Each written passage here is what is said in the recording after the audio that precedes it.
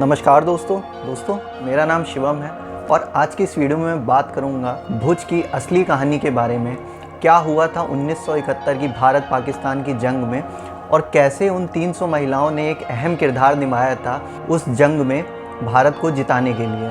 दोस्तों इस पर एक मूवी भी आ रही है जिसमें अजय देवगन जी मेन कैरेक्टर प्ले कर रहे हैं और नाम है भुज द प्राइड ऑफ इंडिया। दोस्तों 1947 में जब भारत आज़ाद हुआ तो एक था ईस्ट पाकिस्तान, एक था वेस्ट पाकिस्तान। ईस्ट पाकिस्तान को आज हम बांग्लादेश के नाम से जानते हैं, लेकिन आज़ादी के बाद से ही पाकिस्तान ने वहाँ के लोगों पे अत्याचार करना शुरू कर दिया और 1970 आते आते वहाँ के लोग इतने ज़्यादा परेशान हो चुके थे इनके अत्याचारों से कि उन्हें आज़ादी चाहिए थी। 1970 में आज़ादी का एक मूवमेंट स्टार्ट हुआ आज के बांग्लादेश में, जिसको हम ईस्ट पाकिस्तान कहते थे उस समय, जिसको सपोर्ट कर रहा था भारत। और उसी के बाद शुरू हुई वॉर ऑफ लिबरेशन। दोस्तों दिसंबर आते आते भारत भी पूरी तरीके से वॉर में इन्वॉल्व होने जा रहा था।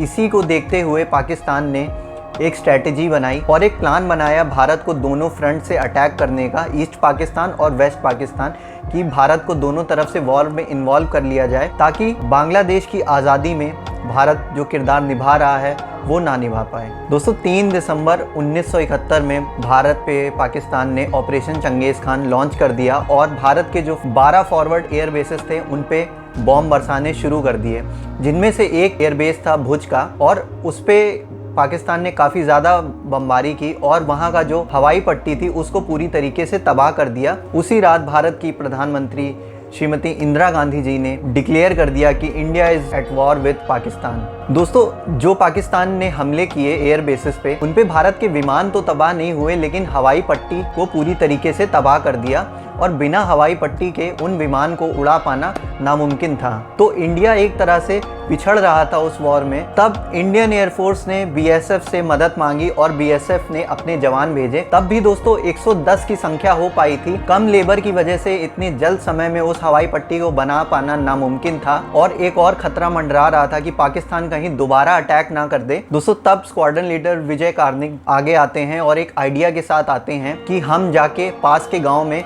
मदद मांगते हैं और वहां से लोगों को लेके आते हैं और इस एयर स्ट्रिप को कम समय में तैयार करते हैं। तो उनका आइडिया ये काम कर गया और पास के ही गांव में माधापुर में जाके वहां के लोगों से मदद मांगी और वहां की 300 महिलाओं को तैयार कर लिया।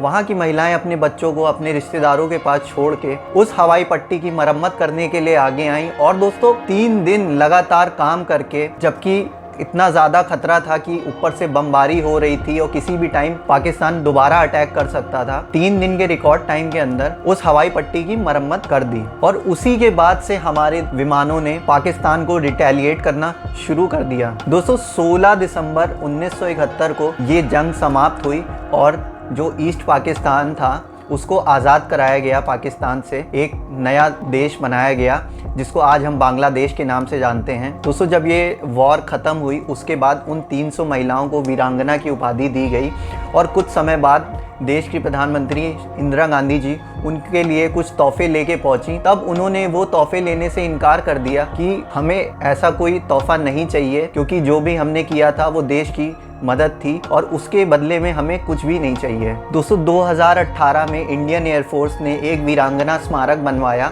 उन्हीं महिलाओं के सम्मान के लिए। तो दोस्तों ये थी भुज की असली कहानी, जिसमें 300 महिलाओं ने एक अहम किरदार निभाया उस जंग के दौरान और भारत ईस्ट पाकिस्तान या बांग्लादेश को आज़ाद कराने में सफल हो पाया। सो आई होप दोस्तों वीडियो आपको काफ़ी इन्फॉर्मेटिव लगी होगी एंड आपको पता चला होगा कि क्या थी रियल स्टोरी भुज की, जिस पे मूवी आ रही है। मूवी में और भी तरीके से दिखाया जाएगा आपको, बट जो रियल स्टोरी है वो इन 300 महिलाओं पे ही है कि कैसे इन्होंने आगे आके देश की मदद की थी बिना कुछ सोचे समझे, बिना अपनी परवाह किए। तो अगर आप मेरे चैनल पर न्यू हैं तो प्लीज़ को सब्सक्राइब करिएगा एंड वीडियो को लाइक ज़रूर करिएगा।